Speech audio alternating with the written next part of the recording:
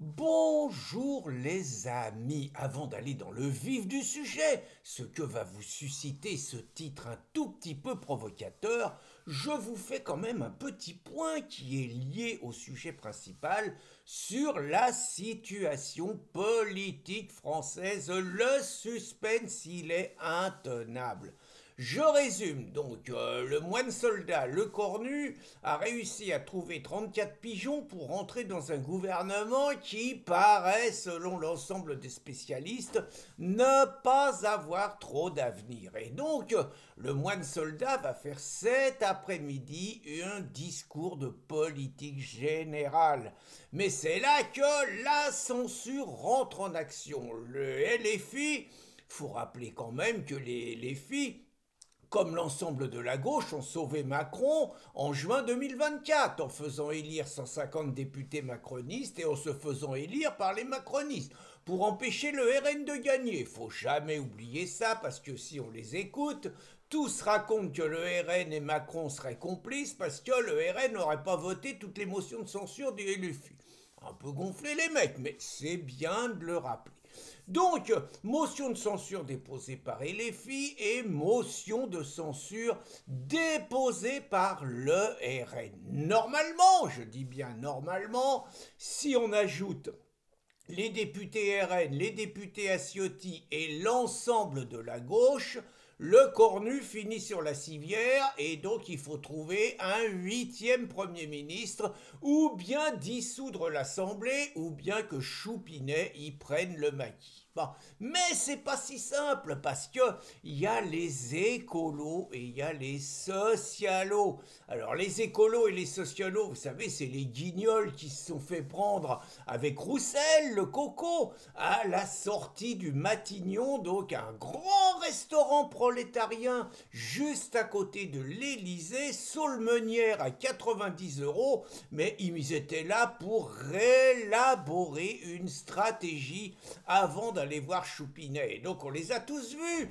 La Tondelière en tête, la Tondelière, la guignole qui a jamais réussi à gagner une élection. Son record, je crois bien qu'elle n'a jamais dépassé 10% de sa vie. Elle est à Hénin-Beaumont, elle est face à la bête immonde, et la bête immonde, le Rassemblement national, il tient la mairie et ils sont élus au premier tour à chaque fois. Ils doivent être mauvais, hein, ils doivent être mauvais pour le peuple. Bon, la Tondelière en tête, et puis Fort, et puis l'autre, là, Boris, comment il s'appelle, Boris Vallaud, le mari de Nadjat. Alors lui, le pauvre, je sais pas, mais il porte, je veux pas faire des mauvais jeux de mots sur le cornu, mais lui, il porte toute la misère du monde. Vous le voyez, le mec, il a sa barbe de vieux professeur, il est tout voûté.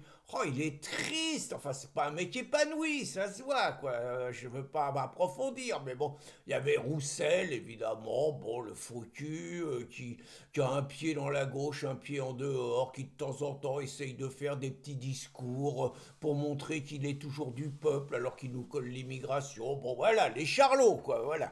Donc, c'est d'eux que ça va dépendre. En gros, les écolos, si les écolos et les socialos censurent, c'est gagné.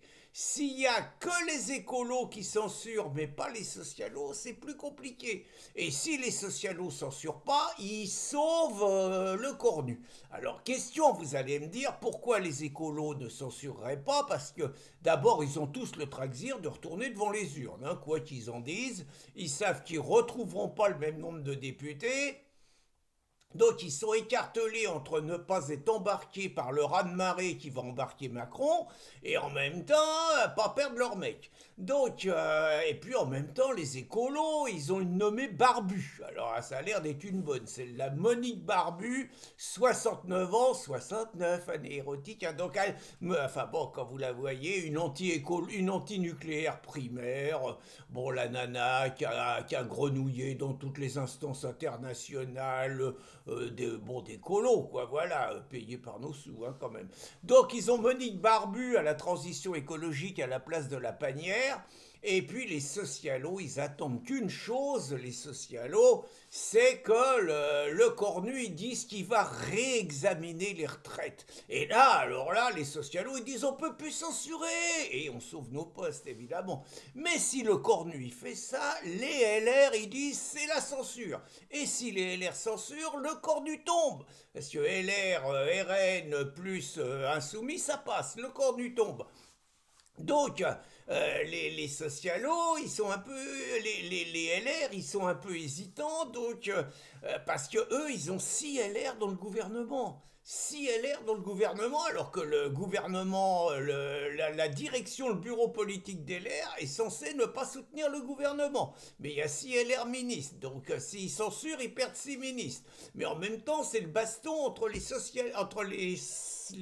sénateurs LR et les députés LR. Bon, une fois que je vous ai raconté toutes ces magouilles qui font rire toute la France, on va passer quand même à l'essentiel, notre choupinet national. Alors, catastrophe, normalement tous les Français devraient être indignés.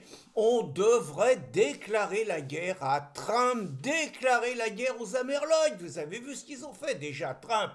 Une fois, il a raconté que notre choupinet, tout ce qui touchait, c'était de la merde. Attendez, ça devenait de la merde. C'est grave de parler de notre président ainsi. Deuxième cas, il avait aggravé son cas, le Trump. Il avait dit qu'en Choupinet, il avait décidé de reconnaître un État palestinien, alors qu'aucune des conditions n'était réunie, et que reconnaître un État palestinien, c'était donner quitus au Hamas, qui avait toujours pas rendu les otages et tout, mais Choupinet, il avait dit qu'il allait faire ça, pour torpiller le plan Trump, hein, rien d'autre. Et donc, Donald, il avait dit... Il peut dire ce qu'il veut, ce qu'il dit n'a aucune importance. Vous voyez un peu comment il nous marche dessus. Et puis alors là, hier, alors déjà Donald, bon franchement, il a fait un tabac hier, c'était sa journée quoi. Franchement, il méritait le prix Nobel de la paix, même s'ils l'ont filé une opposante à Maduro, là, Donald, superstar. Hein, donc à la Knesset, une grande ovation. Si, il y a quand même les palos de service qui ont essayé de foutre le pastaga, un peu comme les insoumis en France, vous voyez. Mais là, c'est pas les mêmes. Là, le service d'ordre, ils te les ont attrapés. Chou, allez hop, jetez-moi ça dehors. Donald de la tribune, belle efficacité. Alors, vous aviez Donald à la tribune. Vous aviez, donc ça c'était à la Knesset, hein. Et puis après, Donald il a été en Égypte et il a encore fait une prise de parole, alors là ça avait de l'allure, hein. Plein de chefs de l'État derrière Donald, et Donald qui faisait son discours sur la paix et tout, et Donald il n'a pas pu s'empêcher de taquiner notre choupinet. Et quand je dis taquiner, c'est gentil, c'est une humiliation nationale, c'est-à-dire que Choupinet, qui a voulu jouer les fiers à bras et qui n'a pas voulu paraître un petit peu comme derrière Donald, il était resté discret au milieu du public. Et Donald, qui est taquin, il a dit à un moment, bah où il est Emmanuel? Je pensais qu'il serait derrière, pour une fois il se fait discret. Puis après il a dit mon ami Emmanuel, bon il en a mis des tonnes sur mon ami Emmanuel pour se foutre ouvertement de sa gueule. Alors là c'est abominable, c'est un affront national. Alors il y a juste un problème, hein, c'est que normalement, je présume par exemple que si les Américains avaient voulu faire rire de Chirac ou de Villepin quand on avait refusé d'aller se battre à leur côté, je sais plus, en Irak ou un truc comme ça, bon là les Français auraient été derrière leur président. Et là, ce que je remarque, c'est que partout, les gens se fendent la gueule et les gens paraissent ravis que le président des États-Unis se foute ouvertement du président de la France. Et j'ai essayé de comprendre pourquoi, et finalement j'ai compris. Parce qu'il se passe des drôles de choses à Madagascar. À Madagascar, vous avez les mecs qui descendent dans leur rue. Entre nous, je ne sais pas pourquoi, hein, mais toujours est-il qu'ils ont l'air d'en vouloir au président. Donc il y a eu des émeutes et tout. Et le président, il a demandé à l'armée de tirer dans la foule. Et l'armée n'a pas voulu tirer dans la foule. Et donc le président, il a compris qu'il fallait sauter dans un avion et se tirer vite fait à la Réunion. Hein, c'est nous qui le protégeons. Donc peut-être qu'il fallait le faire, hein, j'en sais rien.